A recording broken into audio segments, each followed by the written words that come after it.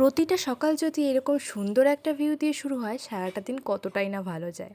এখন আমরা রেডি হয়ে গেছি, আজকে বেরিয়ে যাব সান্দাকফু থেকে। এখন একটুখানি টিফিন করে আমরা গাড়িতে উঠে যাব।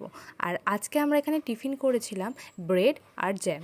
তারপর বাইরের ভিউ এনজয় করতে করতে আমরা পৌঁছে গেলাম আমাদের নেক্সট ডেস্টিনেশন। এখানে হয়তো দেখার মতো কিছুই নেই, একটা ফরেস্ট মতো, কিন্তু খুব সুন্দর ছিল জায়গাটা।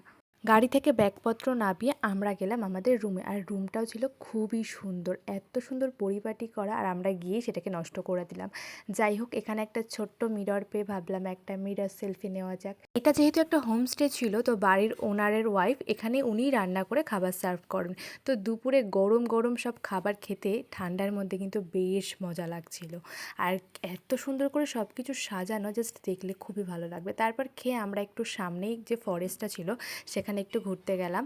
তো সেখানে যেতে তো খুবই ভয় লাগছিলো, কারণ তখন প্রায় বিকেল হয়ে গেছিলো, কিন্তু তাও আমরা একটুখানি গিয়ে তারপর ঘুরে টুরে চলে আসি। এরপর নেক্সট ভিডিওটা খুব তাড়াতাড়ি আসছে, বিকেলে আমরা কী কী করলাম। আজকের ভিডিওটা ভালো লাগলে please do like, comment, share, subscribe my channel. Bye bye.